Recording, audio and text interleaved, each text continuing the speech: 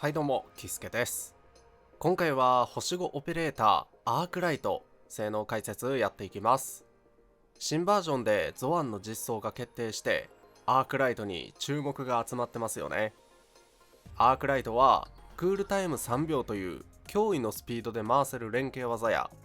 感電を消費してダメージを出す戦技など使い方も分かりやすく電磁パーティーにはなくてはならない存在です。今回はそんなアークライトの使い方、性能、編成例、おすすめの装備など分かりやすく解説していきます。ゾアンのために今から育成しようかなと思ってる管理人も多いでしょうから、ゾアンと組ませることを前提に育成解説していこうかなと思ってますんでね。よければ最後まで見てってください。それでは行きましょう。それではアークライトの性能解説やっていきます。まずは戦技。戦技を発動すると敵の近くに瞬間移動して2回攻撃、わずかな物理ダメージを与えます。この時敵が感電状態の場合、感電状態を消費して追加でもう一度攻撃し電磁ダメージを与え SP を回復します。感電状態を特に使わないオペレーター IB エナとかと組む時は使えるんですが、ゾアンと組む時はゾアンで感電状態を消費したいんであんまり使わないかもしれないですね。ただ素質効果の電磁ダメージアップを使いたい気持ちもあるんですよね。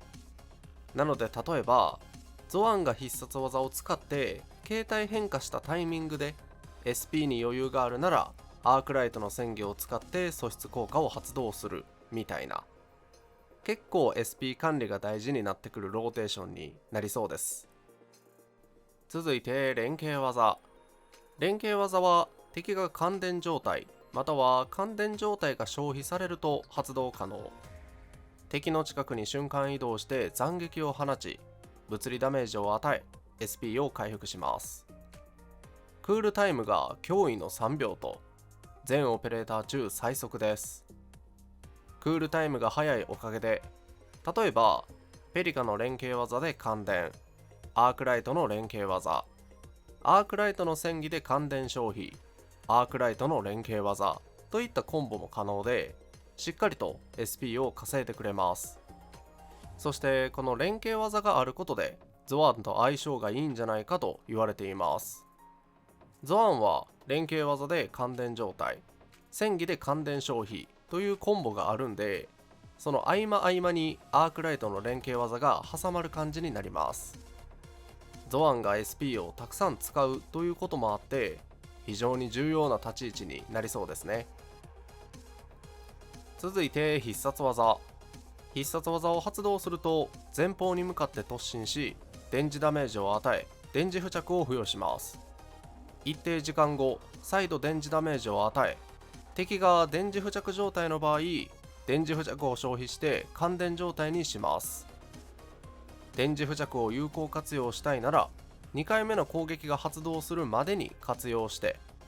感電状態を有効活用したいなら2回目の攻撃まで待つという使い方ができますから、少しトリッキーな必殺技になってます。で、他の先方オペレーターとは違って必殺技に SP 回復がついていない珍しいスキルでもあります。その分ダメージ倍率もほどほどにありますし、ゾアンと組み合わせる場合は必殺チャージを持って必殺技を打ちまくるみたいな装備にするのもありだと思います。最後に素質を見ていきましょう。素質1では戦技で追加効果が3回発動すると15秒間自身の知性1につきチーム全員の電磁ダメージプラス 0.08%。 戦技の追加効果というのは感電状態を消費することですよね。この効果をね、ゾアンと組んでる時も発動させたいわけですよ。ただ SP が足りるのかという話。ゾアンは SP を食い尽くすような性能ですから、それがちょっと心配なんですよね。幸いなことにペリカの連携技とかゾアンの連携技とか感電状態にするのに SP は使えませんし、アークライトの戦技で感電を消費しても SP は回復できるんでね、どっかに発動できるタイミングはありそうなんですよね。それかアークライトの素質は無視してただただ連携技と必殺技を使うオペレーターとして運用するか。これは実際にゾアンが実装してみてからダメージ計算するしかないと思います。素質2ではアーツ付着を受けるとき 50% の確率で無効。エンドフィールドは操作オペレーター以外もフィールドに出て戦うんで、攻撃に巻き込まれてアーツ以上になっちゃうみたいなこともまあありますから、50% とはいえありがたい能力です。ここからは潜在能力とおすすめ凸数を見ていきます。潜在1では戦技の追加効果が発動すると SP が追加で10回復。戦技を特化3まで育てれば SP を40回復できるんで、1凸してれば半分返ってくるという計算になりますね。潜在2では敏捷プラス15、知性プラス15。潜在3では素質1が強化、ダメージアップ効果が 1.3 倍になります。3凸すればしっかりとチーム全員を大幅に強化できますね。潜在4では必殺技に必要な必殺チャージマイナス 15%。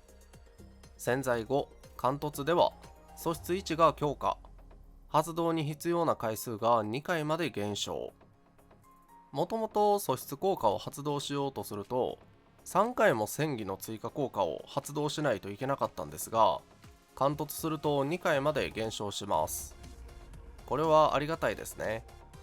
特にゾアンと組み合わせて素質効果を発動させたい場合、2回であれば戦技の SP 変換も合わせてギリギリ発動できそうなんで、ゾアンと組み合わせて素質効果も発動させたいという場合は貫突は必須そうです。おすすめは用途によって変わってきそうなんですが、ゾアンと組むということを考えると貫突まで欲しいところです。星5オペレーターなんで狙って貫突を目指すというのは難しいと思うんですが、できれば貫突を目指しましょう。ここからは育成周りや装備に関して解説していきます。まずスキル育成優先度は連携技、時点で必殺技、時点で戦技、時点で通常攻撃です。連携技は特化させると SP 回復量が増えますし、必殺技はブレイク値がぐんと伸びます。ゾアンと一緒に使うなら連携技と必殺技を主力にアークライトを使っていきますんで、優先的に特化させていきましょう。戦技に関しても特化3まで育成すると SP 回復量が上昇します。育成素材に余裕がある場合は育成していきましょう。武器はテルミットカッターもしくは OBJ ケイジンがおすすめ。どちらもスキルで SP を回復することでチームにバフを配れるんで、連携技をぐるぐる回すだけで効果を発動できます。ゾアンと使う場合は連携技が絶えず発動することになるんで、バフが途切れることがありません。どちらも強いんで好きな方を装備しましょう。装備はパイオニア3セットプラス腕に50式王流プロテクターがおすすめ。3セット効果の連携技クールダウン短縮は無駄になりますが、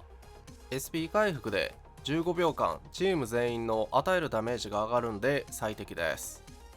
問題は胴体なんですよね。パイオニアから選択するのはほぼほぼ決定なんですけど、防具3か防護服どちらにするか悩ましいところです。アークライトは素質効果でサブ能力である知性を参照して電磁ダメージを上げますから、防具3をつけてサブ能力を盛るというのが今までの使い方だったんですけど、ゾアンと組み合わせる場合、サブ能力を上げるより必殺チャージの回復効率を上げた方が強そうなんですよね。なので選択肢としてパイオニア防護服が上がります。能力値は敏捷と知性が逆ですけどね。ここは実際にゾアンと使ってみてって感じなんで、精密加工はしない方がいいと思います。さらに言うと、次のバージョンでパイオニア装備が追加されるんですよね。なので最適装備が変更される場合があります。なおさら精密加工は温存しておきましょう。ここからはアークライトを使用したパーティー編成をいくつかご紹介。まずは王道デンジパーティー、アークライト、アイビーエナ、ペリカ、ギルベルタです。アークライトを使う場合はペリカとセットですよね。このパーティーはほんと完成度が高くて、アイビーエナの重攻撃からペリカの関連で連携技がぐるぐる回りますし、アークライトのおかげで SP が枯渇することがありません。なんなら溢れるレベルです。なので IB エナの槍を設置している間は合間合間にペリカの戦技で SP を消費する必要があります。また後ほど実戦の方で詳しいローテーションを解説していきます。続いてゾアンを採用したパーティー、個人的にはレーバテインのウルフガードくらいアークライトは必須感があります。メンバーはアークライト、ゾアン、ペリカ、アンタルです。ゾアンの性能は連携技で感電状態、戦技で感電消費とアークライトの連携技がぶん回ります。 SP を食い尽くすゾアンと相性が最高です。ただその分素質効果のために戦技を3回、貫突していれば2回打つ暇はあるのかという問題が出てきます。ローテーションに組み込むならペリカの連携技で付与した感電はアークライトで消費して、ゾアン自体が付与した感電はゾアンが消費するみたいな立ち回りなら、ゾアンの戦技の頻度は落ちますが、アークライトの素質効果でバフを配ることができます。トータルで見るとそちらの方がダメージが出るかもしれません。ローテーションはペリカの戦技で電磁付着してからゾアンの重攻撃、これでゾアンの連携技を発動して感電、この感電はゾアンの戦技で消費して、その後ペリカの連携技で感電、この感電をアークライトの戦技で消費みたいな流れで使えば総来剣もたまりますし、アークライトの戦技と連携技で SP 回復もできて持ち直すことができるはずです。それか無理して素質効果を発動させず SP を回復するだけのオペレーターとして使うかですね。頑張って素質効果を発動させるか SP 製造機として使うか、どちらの方が火力が出るのかというのはゾアンが実装してからのお楽しみ。それではローテーションを見ていきます。まずは IB エナの重攻撃を当ててペリカの連携で感電、続けてアークライトとギルベルタの連携技を発動、感電状態中に IB エナの重攻撃で IB エナの連携技、その後アークライトの戦技で感電状態を消費してまた連携技を発動。ここまでがとりあえず1サイクル。あとはこれをぐるぐる回して IB エナの槍を地面に刺していきます。いやー、そう考えるとこのパーティーでアークライトを使うのは SP が溢れて困っちゃいますよね。なのでちょっと無駄な時間、 SP が溢れそうだなっていう時はペリカの戦技で電磁付着を付与していきましょう。あとは槍を回収して第2ウェーブ突入ですよね。まあぶっちゃけですね、IB エナで火力を出すにはさっきのローテーションを覚えてれば火力は出ます。あとは最終的にギルベルトの必殺技を IB エナが槍を回収するタイミングに合わせてあげればしっかりと火力は出ますので、そこまで難しいローテーションではありません。ちょっと難しいかなって感じるのはアークライトの戦技で感電を消費するタイミングですかね。間違えて感電を消費しちゃうと IB エナが重攻撃を当てても連携技が発動できなくて槍を刺せないみたいなことになりかねないんで、そこだけは注意しておきましょう。あとは適当にロダン君をブレイクしてギルベルトの必殺技でアーツ脆弱、しっかり感電を採した状態で槍を回収していきます。これで大ダメージですね。ちょっと僕ね恥ずかしながらゾアンが実装されると聞いて急いで IB エナを育成したんで大したダメージは出ませんが、しっかり育成すればとんでもないことになります。最後にアークライトを使ってみての感想、ゾアンとの相性を話していきます。まず連携技のクールタイムが3秒、これが一番の強みでしょう。3秒というクールタイムながら一度でも特化させると SP を10回復できますから本当に強い。次にスキル同士の噛み合いがよく自己完結しているところ、必殺技で感電状態にして連携技からの戦技で感電消費してまた連携技と、アークライトだけでぐるぐるスキルを回せます。しかもそのコンボ中に SP も回復できますから、最小限の負担でここまでつながります。ガチガチに装備を火力に寄せてメインアタッカー運用するみたいな遊び方も可能です。そして素質効果で味方の支援もできるところ、装備を知性に寄せてあげればかなりの数値バフできます。戦技で感電状態を消費する必要があるんで、感電とシナジーのあるオペレーターと喧嘩しちゃうこともありますが、これだけ一人で自己完結していて、かつ味方の支援もできるというのは優秀ですよね。ゾワンとの相性、まず結論から相性バッチリなので、ゾワンを引く人は今のうちに育成しておきましょう。今までのアークライトって3秒で回る連携技をバチッと有効活用できるオペレーターがいなかったんですよね。アークライト自身で連携からの戦技からの連携とつなげれば無駄なく使えますが、先方オペレーターなんで大したダメージは出ないし、IB エナと組ませても IB エナ自身は槍がたまらないと戦技を使えません。溢れた SP をペリカの戦技で消化するみたいな使い方がほとんどでした。そこにゾワンの登場ですよ。アークライトの連携技を高スパンで発動させつつ、さらに回復した SP を火力を出すためにゾワンの戦技で使えるという、ゾワンからするとこれだけありがたいオペレーターはいないでしょう。連携技だけでもゾワンと組み合わせる価値があります。そしてアークライトは必殺技で電磁付着、時間差で感電状態にできるということ。これもゾワンは有効活用できます。電磁付着をゾワンの連携技で感電に変換してもいいですし、感電状態になるのを待ってから戦技で火力を出すというのもありです。 SP とか連携技のクールタイムを考えず、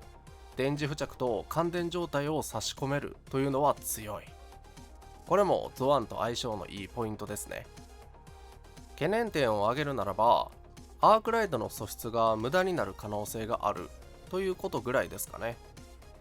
アークライトの素質は戦技で感電状態を複数回消費しないと発動しません。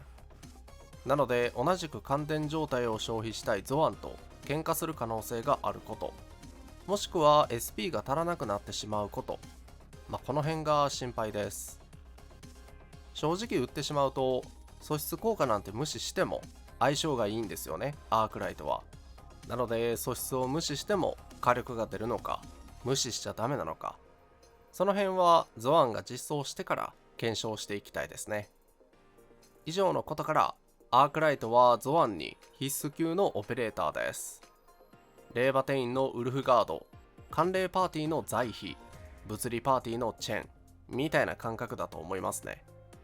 ゾワンを引く予定の人は今のうちに育成した方がいいと思います。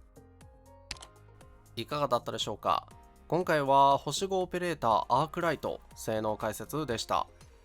ようやくアークライトの進化を発揮できるんじゃないかと思うとワクワクしますよね。もう今更かもしれんけど、アークライトのビジュアルってやばいよね。美人すぎる。なので使いたかったんですが、いまいち合うオペレーターがいなかったのも事実。これからはそんなことがなくなるっていうのを考えると嬉しさがこみ上げてきます。皆さんはアークライトに関してどう思いますか？ゾワンとは相性がいいと思いますか？コメント欄で教えてください。このチャンネルではこれからもエンドフィールドに関する動画を上げていきます。この動画が良かったなと思った方は高評価で応援、チャンネル登録していただけると嬉しいです。最後までご視聴ありがとうございました。さよなら。